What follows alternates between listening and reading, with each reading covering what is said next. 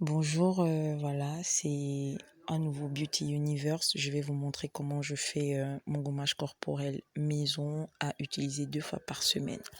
Tout d'abord, dans une assiette, je vais ajouter 4 cuillères à café de poudre de café. Voilà, vous avez votre café à la maison, vous en prenez et vous mettez 4 cuillères à café dans une tasse, dans une sous-tasse. Voilà, je vais faire un creux au milieu pour pouvoir insérer progressivement le reste des ingrédients nécessaires à la préparation du gommage. Voilà, là, je vais ajouter 2 cuillères à soupe de jus de citron. Le citron a des vertus clarifiantes et éclaircissantes, donc très importantes dans la préparation des gommages faits maison, à ne pas négliger du tout. Voilà, puis je vais ajouter du miel. 2 cuillères à café de miel pour ses vertus apaisantes et adoucissantes. J'ai une peau sèche, donc c'est très important pour moi d'apporter toujours ce côté adoucissant à ma peau pour éviter de la graisser davantage, de la sécher davantage. Puis là, j'ajoute ma baffe d'escargot, 3 cuillères à café de baffe d'escargot. Pour celles qui n'en ont pas, hein, vous pouvez lisser, voilà. C'est quelque chose de facultatif. J'en avais sous la main, donc je me suis permise de l'ajouter, voilà, pour le côté élasticité et rajeunissement de ma peau. Voilà.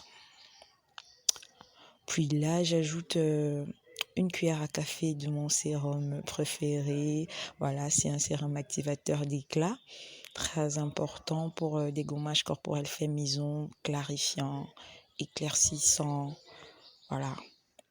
Et puis là, une cuillère à café d'huile de coco pour justement l'hydratation de ma peau.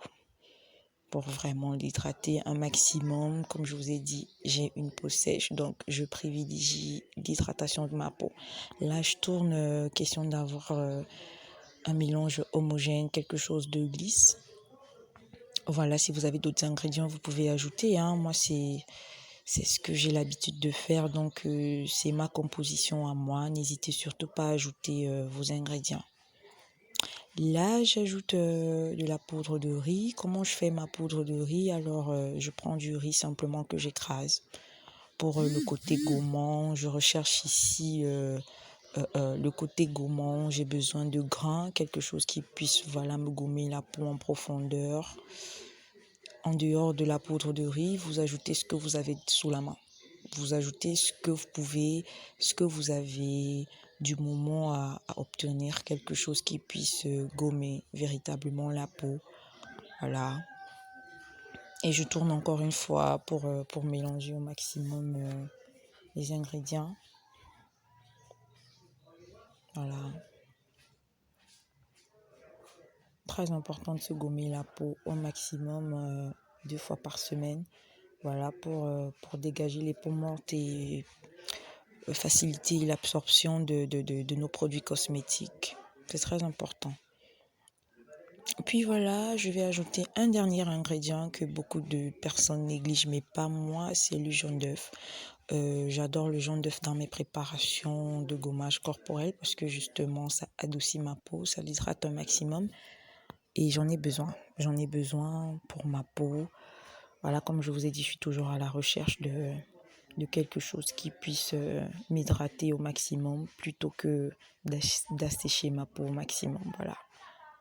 Donc, je privilégie beaucoup le jaune d'œuf. C'est un ingrédient que j'affectionne beaucoup. Voilà, je vais l'ajouter et je vais remuer le tout histoire d'avoir quelque chose de lisse et prêt à l'utilisation. Puis, je vais l'appliquer sur ma peau, faire des mouvements circulaires et me rincer 10 à 15 minutes plus tard à l'eau tiède. Voilà, à faire 2 fois par semaine pour un résultat optimal, une peau clarifiée et légèrement éclaircie.